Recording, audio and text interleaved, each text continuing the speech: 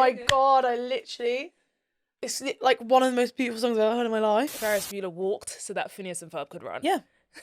It's That's true. like the main It's takeaway so I true. took. Like, It's so true. and I don't know what sort of cartel these guys are making where we have to sign up to every single streaming platform to be able to watch just one good show. That's what pisses me off.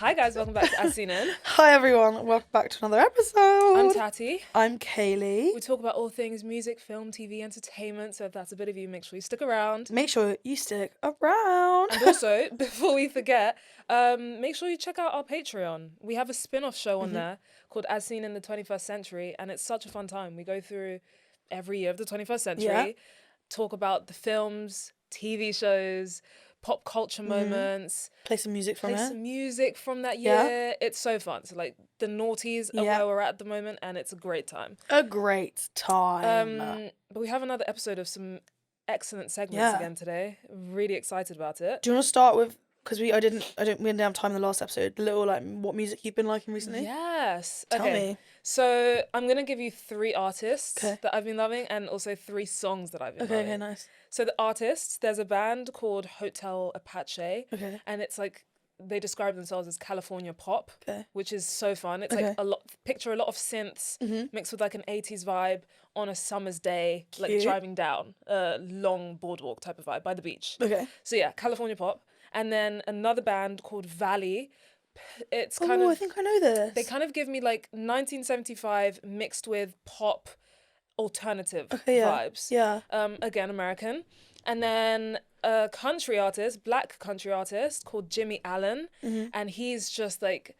he's just really good vibes. Like I'm trying to find a lot more black country artists. Yeah. And he's like one of my faves. Okay, nice. Some songs that I've been loving, 3 songs that I've been loving. Bleachers, Call Me After Midnight is like one of my favorite songs of all time. It's on their new album, self-titled, I believe. A song called Crash Land by this artist called Maris. It's like set in New York. The music video, I think it's like self-directed. It feels very anthemic. Okay. Did I just make that word up? Maybe, but you get the vibe. It feels like an anthem. Yeah. And then Falling by Chase Atlantic. I absolutely love Chase Atlantic. Yeah. Pop punk is not dead. Yeah. And that one, again, kind of feels like an anthem, but like it's also perfect for like a late night drive. Yeah. Should we make an As Seen In playlist? I think we should make an As Seen In playlist. Because then we can start it with Shong Shu Shao. Yeah, what about you? Okay, that's nice. I will be listening on our playlist when you put them on. Of course. I have been listening to the Army, the Navy. Huh? So the Army, the Navy. Okay. To, I want to say girls, 100%, not 100% sure on the pronouns though, so correct me if I'm wrong. Oh, I was like, what words are you saying right now? I was like, is this part of the No, names? I think it's 2 girls, but yeah, correct me if I'm wrong. They're called the Army, the Navy. I had been waiting for this song that they had done on TikTok, right? And it's just them, the harmonies are literally like delish. And I literally been waiting, I don't know, months and months and months. And sometimes I'll listen to a TikTok song and then they'll release it and I'm like, what have you done with the production value here? Like, it's not going to name any names, but there's been a few where I'm like really, really excited and then really, really disappointed. But this finally came out. It's called Persimmon. Ooh, okay. Oh my like the fruit? god, yes. Said you don't like persimmon. Oh my god, I literally... It's like one of the most beautiful songs I've ever heard in my life. Okay. And although I took a little what's the word? Bone to pick. Oh. They changed 2 lines.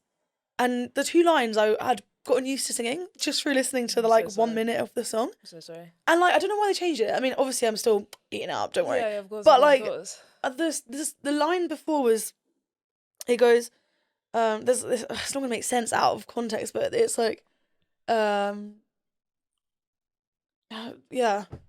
and that's okay, and that's so fun. No, it goes, I overshare with strangers, I catch what is contagious now, and they changed it to, it's more than a sensation, I see it in our faces, and I'm like, I like the overshare of strangers bit. Yeah, maybe it was like I don't know, maybe they could have done I overshare with strangers, I see it in their faces. They could have done a little merge. But anyway, I'm not gonna hate it. Literally one of the best songs I've written. The whole EP is really good. Okay. So that, and then another artist, 2 guys from Hi. From, I believe, Austin, Texas. Oh, I love. Called Briscoe. Okay. And I don't know how the absolute bloody hell they don't have more of a following. Guys, this is, if you like country, folk rock, oh my god, like it's so good. They've got... This is such a good idea. I can't wait to build this playlist. So the Well and Hooped Earrings are so good, but they've just released... Oh no, they haven't. Yeah, they've just... Do you know what I miss? That was last year. Sorry to cut you off. That's all right. I miss when we're just like driving in the car, like I know. showing each other songs that we're like. I know, we need to do it. I miss that so much. This album is called Westerville. It was actually last year. It's so good. Nice. I like your phone case, by the way. Thank you so much. Really cute. Really cute. Where'd you get it? I got it on Vinted, but it's from the Dairy or the Diary. It's either the Dairy or the Diary. You said to support small businesses. £40 new. I got it for £9. Yeah. £40? Yeah, because it's really like, I don't know, protective, and it's like I think it's a place that commissions artists. Oh, that's nice. And so the bow would have been like an artist. Really but good. I really like it. Oh, I've cracked it, but it's fine. It's fine. So those 2, I think, is all I put. Oh no, Hosier's new song's really good. Too Sweet. Oh my god, it's so good. And then I want to see him live. I know, me too. Imagine boys working on empty. Oh, I just love him. I actually do just love him. What's your favourite Hosier song? Oh, good lord. Oh, I have to go on god. You know, mine is Would That I, but I think I've said that before. I do like Jackie and Wilson, but it's a bit basic, but I just love it. Yeah, we'll name our children Jackie and Wilson, raise them on rhythm and blues. Yeah, as you should raise them on rhythm and blues. We need to start raising children on good music. I know. Or continue at least. That's so. And what you were saying about what was it? Persimmon, yeah. And the changing of the lyrics, I relate to that so much because I remember the band Camino. Oh, God. I was listening to What I Want by the band Camino for the longest time before it was like re-recorded and re-released, and they changed ever so slightly the way that they sang like this one of the verses, like not the lyrics, but it was just like the inflection of which they. And I was just like, no, that would annoy me. That would annoy me so much. It was. It's still obviously one of my favorite songs of all time. Yeah. But I just remember listening and being like, "Gosh, I was here for the OG recording, and now you changed it." Actually, also shout out. I've been loving Chapel Roan or Rowan for so long. Yeah. And now the girlies have found her. Oh, and me and Ellie are fuming. Thing, right? Yeah, because we're already happy for her. We literally love her. But it's because she's touring with Olivia Rodrigo. Okay. And I'm like, I don't know if it's the same crowd. Chapel Roan is like a drag queen. Yeah. Like, she's a girly, but she's drag queen girly. Yeah. Very gay. Like, very... Oh! We found her. Yeah. Anyway, but really happy for her. It's like that Drake meme. Look around. We invented this. We did this. We did this.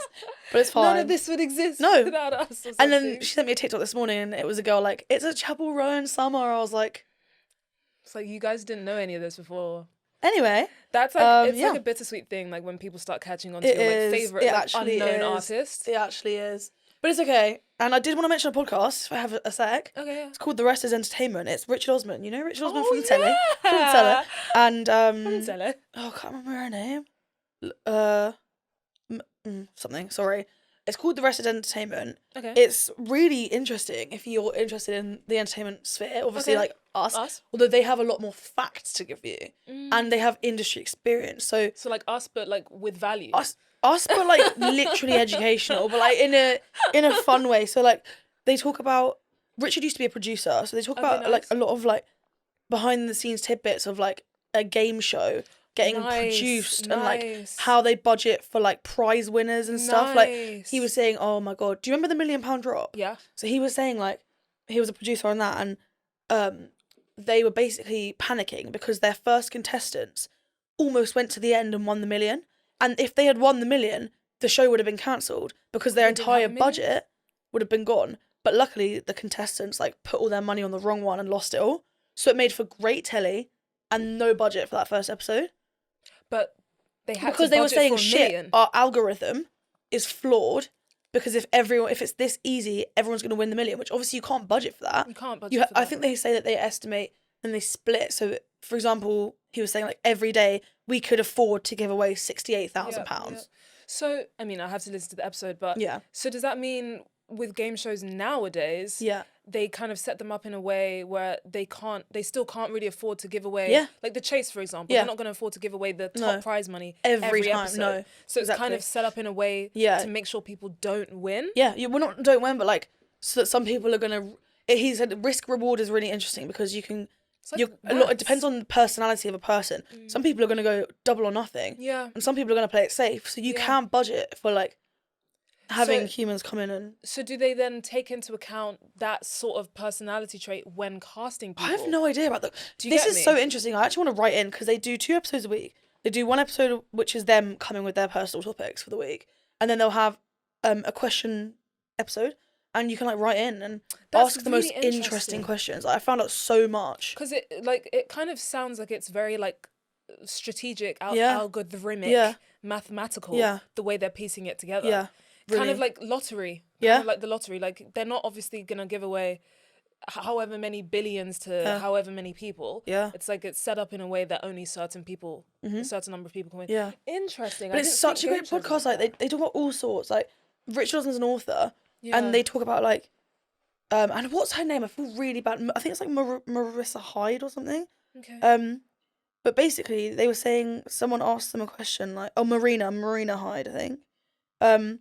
Someone asked them a question like, you know, when you pick up a book and you see on the back all of the like quotes from other authors, they were like, do the authors actually read the book before giving their quote? Like, because you might pick up a book and see Richard Osman said this, but how has Richard Osman had time to read 4 books, you know? Yeah, right? I've always wondered that. So he said that like, most of the time he's been offered a book to do they call them like, it's like a blurb something, but he reads them. He said he's given one quote before when he didn't read the book.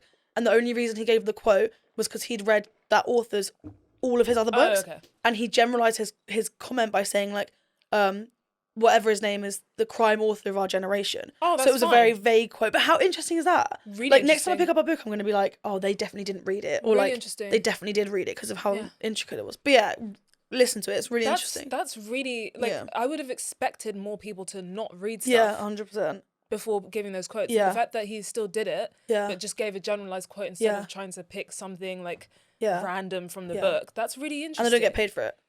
They don't get paid for it. So it's just like a favour. It's kind of like a tit for tat thing where if you're an author, you're going to want someone to eventually review your book. Right. So you're going to be happy to give, you know. Wow, everything is so just like transactional. I know. Type vibes. It is great. But yeah, like short episodes, really worth watching, listening to. Interesting. Okay, we've spent so much time talking about that. Sorry. Should we do our movie swaps? Whoa! Whoa, if this sounds slightly different, that is because we are re-recording our stem. Hello, we're midway through the episode. This is Tati and Kaylee checking in. Sorry to interrupt the broadcast, but we just wanted to let you know, if you are watching this episode, please leave us a rating over on audio platforms. Yeah, and if you're on audio platforms and you want to see us or any of the things we're talking about that we might be showing on camera, we do film, so check us out on YouTube, and our shorts are on TikTok and Instagram. And if you haven't already, definitely make sure you follow us over on socials because we post so much. We ask you guys to send in some questions for Q&As and much more. Much more. Anyway, back to the episode. We haven't done a movie swap in a minute. Okay.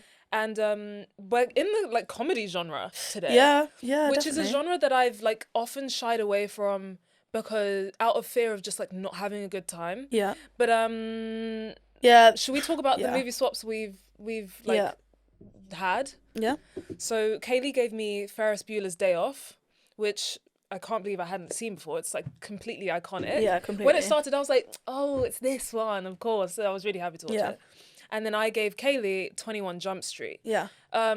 So brief blurb, I guess, of my one based on what I took away from it. Mm-hmm.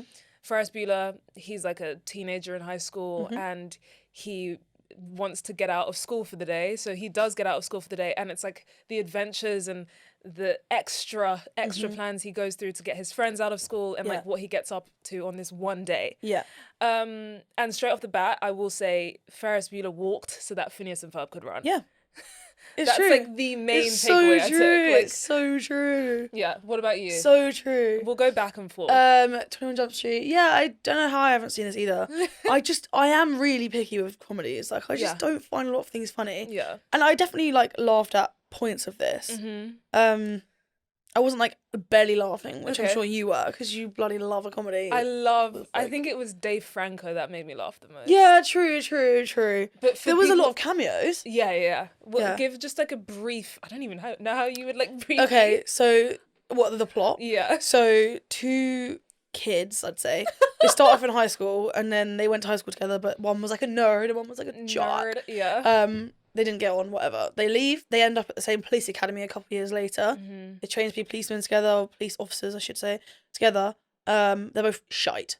They kind of become friends because one's good at the physical and one's good at the like maths and literacy side. So they come together, become friends, help each other out. They end up passing and becoming cops, but like quite bad ones. They look after a park. It's all very, very bland. So then one day they try and do a drug bust to try and like show to everyone that they're They get to handcuffing the guy and they've forgotten the rights of amendment. Is that what it's called? Yeah. So the charges are dropped and they're basically, the policeman's like, you're shit. You're literally so shit. Yeah. You're both going to 21 Jump Street and you're going into a high school undercover because there's another like drug problem going on at school.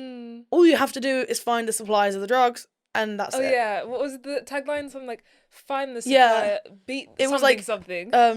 Find the dealer, find the supplier, something. Yeah, okay. And they couldn't. For ages, do it. Like there was some funny moments in that one that made me laugh, but I do get what you mean. Where it wasn't like, it's actually one of my favorite comedies. I haven't watched it in a long time. Yeah, but I just remember it being so silly. It was just so silly, like wasn't it? Just so funny and silly. Like Dave Franco especially, like how it was cool to be like conscious of the environment. A vegan. Yeah, like, to be fair, I think that was very ahead of its time. I'll say that for one. I think that like that part of the joke was ahead of its time. Like. Because why is that low-key actually so accurate? Yeah. Because they were like poking fun at it and I was like, you don't care about the environment. Yeah, because now you genuinely are a loser if you don't care about the environment. It was interesting. I like that, I like the bit where they actually take the drug. Yeah, that bit was funny. And I like that the drug was also crisp. Like, that is just stupid. It was a Dorizo. It was like... with a fucking shit and a halo on it. I was like, alright, okay. It was so unserious. Yeah. Whereas I feel like movies nowadays... same with Ferris Bueller. I thought it was so unserious at so many points. Yeah. Whereas I feel like comedies nowadays, people they have to be like telling a message of some sort at the same time. It's like, no guys, this can just be like stupid and silly. But one thing that I have a bunch of notes for Ferris Bueller, but I loved the 80s vibes straight off the bat. Yeah. And I mean, because it was literally in the 80s. And the fact that I think, you know how I've vocally said before, I don't love the breaking of the fourth wall? Yeah. But the way they do it, I feel like it works perfectly when it's a narration sort of thing. And I much prefer the narration straight to camera. Yeah. Like that instead of just a voiceover type of thing. Yeah, I hate voiceover. Do you know what I mean? Breaks. Because you have to be talking to me. Yeah. By looking at me. It just instantly reminded me of like the Kissing Booth opening scene where she's like, I'm Elle. Yeah. And I blah, blah, blah. Like, obviously, you know. Me and my best friend have 10 rules. Yeah, it would have been so much cooler if it was like we're watching her. Yeah. And she's like looking to the camera being like, we do this. Yeah, true. Do you know what I mean? Yeah, I 100% agree. And obviously the life moves pretty fast. Yeah. It was just like, Ferris Bueller is one of the best films. It's so iconic. It's so iconic. Invented comedy. Yeah. And I like the float bit was so good. The float bit? What does he sing? Twist and Shout? Oh, yeah. When his dad is like dancing and doesn't realise. So good. I love it. So good. There was more. Him playing the clarinet is so me. Like you as well. So me.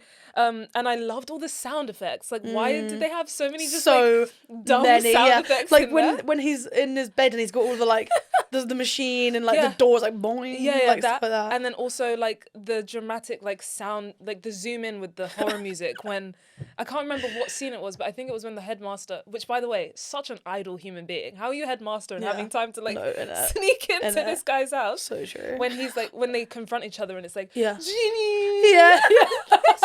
So true. So fucking true, actually. I just love it. It was, And then Charlie Sheen, like... Yeah. Honestly, what the hell? Because it reminded... The bit where she's like, he's like, drugs? And she's like, no, I'm straight. Like, since when were the two like mutually exclusive? I don't know. And then it just reminds me of like Charlie Sheen's like recent interviews where he's like, bipolar? No, I'm by winning. What the fuck? Have you seen that? No. That's so real. So real. But you liked it? I loved it. Okay, I'm so happy about that. What about you? Yeah, I did like it. I probably would watch the second one because they go to college, right? That was like the setup at the end of 21. Yeah. What did you think about 22? Worth watching? I did enjoy 22, but you can't beat 21. It's like, it's not a better sequel. Yeah. But it's still really good. Yeah. Well, the cameos in 21 were crazy. Yeah. Like Nick Miller, what's his name? Jake Johnson. Yeah. As the head teacher. Yeah. And then Dakota Johnson made a little appearance. Yeah. And Nick Offerman, who's Ron Swanson in Parks and Rec. I was like, okay, all right, you guys are on board. Yeah. Oh, and then Johnny Depp. Yeah. I was like, the fucking hell are you doing it? Such a random cast. It did get really random at the end. That's one thing I didn't love. It was quite like, not slow, but like, there was no action, and I like that. I don't like action movies, so I was alright with that. And then all of a sudden it was like car chases, guns, and I was like, where the fuck did this energy come from? Like, I was like enjoying the storyline, and then all of a sudden it was like cars and guns, and I was like, all it was right. like a spy movie. Yeah, it was explosions on a bridge. Also, it could be just deep that they probably killed like 15 million people, and they just were like, we're so good at. You had a college, a teen, not even college, a high school drug bust to do. And you ended up, and everyone clapping when they walked in at the end. I was like, but they didn't actually do very well. Anyway. That's what made me laugh so much, because I was like, this is so dumb, guys. Yeah, fair enough. And like I think what I loved about that as well is that whole storyline with like the daughter and the cop, like the police officer, like the lead guy. Yeah. The main, is his name Ice? Who? Cool J. What's his name? Who are you talking about? The black guy who was the police officer. Yeah. What about him? How his dad... I'm trying to think, is this in the same movie? I don't know what you're talking about. Because it might be 22 I don't think that I'm thinking about. He wasn't that relevant. Okay, never mind, that's 22. Okay, spoiler. Then 22 is definitely really good then. Fine. Ice Cube, yeah. See, I knew I was onto something. Fine. Oh, I didn't even got that. Ice Cube. Okay, fine. But yeah, like, there's a storyline in 22 which gives me Crazy Stupid Love vibes. Okay, cool. With the daughter and Ice Cube. Oh, okay. And like, yeah, when I first watched it, I was like, this is... Fine. Comedic gold. Yeah, there's something about like such a plot twist like that in a comedy. Maybe I should watch it then. Oh, it's so funny. It is actually really funny. I need to watch it again. Okay. We haven't got much time. Oh, we don't. Do you want to do like a little? Well, I don't think we have time for guess who, because I want to make that worth it. Yeah, because that's. Should we do like a cheat? Should we talk about underrated, overrated quickly? Okay, we can do underrated. Because we can always bring that back up. I don't have like specific examples, but you do. Yeah. Okay. You made the category. I know, but like I have general examples. Okay. Oh, fine. So, is like, that what you put? Okay. For example, underrated, overrated, Netflix as a platform. Yeah. Do you think it's overrated or underrated? I actually don't think it's either. I don't think it's underrated because I do think it's great, but I don't think it's overrated because I think people still do have its flaws. What about you? Do you think it's overrated? I don't think it's overrated, but yeah, same. I think it started off, I was like, oh, this is super underrated. Like, guys, streaming, this is genius. Okay, yeah. But now I think it's borderline overrated just because of all the options we have. And I don't know what sort of cartel these guys are making where we have to sign up to every single streaming platform to be able to watch just one good show. That's what pisses me off. Yeah, that's why I'm like, it's not overrated, but it's not like... Yeah, I'm very like if they bring ads in, yeah, I'm gone. I'm actually gone. So far gone. I'm fucking gone. Like, gone. Yeah. Because we already have that with Prime sometimes. Some Prime things don't come with that. I'm like, all right. Freebie. And then, like, even watching things on ITV, yeah, freebie. It's not free. Watching things if I'm watching an ad, no, that's my time I'm paying for. Honestly. Like... It fucking pisses me off right now. And then, ITV, yeah, ITV, like... But whatever. Sometimes I'm just like, okay, this is like a phone scroll break type of vibe. But I don't feel like that was Netflix, because I feel like the things on ITV are very different to the things on Netflix. Yeah, I do like Netflix. They're the OGs. Okay, so that kind of leads... hello. It kind of actually links in with my next point, which is I think that a lot of Apple TV and Sky shows are underrated because no one is signing up to watch them. Yeah. Because I was talking to... I mean, I work on Slow Horses a lot, which has got like a fair few seasons now. And I've not watched it because I don't want to pay for Apple TV. But, and I've said this to you before, I think everyone that's worked on it, that I work with, that's watched it, love it. So it's like, and that's rare. You never work on something where people are like, yeah, this is actually a good show, because everyone's always got something to complain about. But like, this to me shows that Apple are producing good things. Apple TV. They did The Buccaneers, which I thought was really good. No one talks about it. No. Not seen anyone talk about that. No, it's because it's not accessible. Like, Yeah. it came too late in the game. Yeah. If it came out like a year after Netflix, sure. Yeah. Because there's no much competition. Yeah. But now it's like you've got Netflix, Hulu, Disney Plus, Sky, Discovery, Bravo, Hulu, Hey You, Prime. Like, there's literally Now TV, like, and everything is $9.99. You joking? Yeah, no, it's so fucked. And you'd think with the way they've made it a monopoly, they'd be like, well, we should probably like, if we want everyone to have everything, let's work out some deal. There needs to be something needs to happen. Let's work out some deal. Make this like £3 a month. Yeah, everyone will have everything. Everyone wins. Yeah, it's really bad. That's what annoys me is because there is some great stuff to be seen and no one's seeing it. So I think that especially I'll say The Buccaneers just because I feel like that is, and Severance. I think that those are two Apple shows that I don't see talked about enough. Yeah, an Apple show that I haven't watched but I've seen clips of, The Morning Show. No, see, I've heard of this, but I've no idea. It's like I think also the way in which Apple shoots their originals is so different. But with The Morning Show, it's kind of like set on a news set, right? So it's like a behind the scenes of what it's like making a news show, but it's an actual show. Okay, yeah. And they deal with so many issues because obviously it's like Jennifer Aniston, Reese Witherspoon. But I saw this one scene where it was this like black woman who was I think she was a host, and there was some sort of conflict, and then she had maybe a 6-minute monologue of like what it's like to be like a black woman in the workplace. And it was just, I've never been a black woman in the workplace like that, but I was just like, this is so painfully gut-wrenching. Yeah. The fact that this is like, I mean, I know it should be allowed to be on TV shows and stuff like that.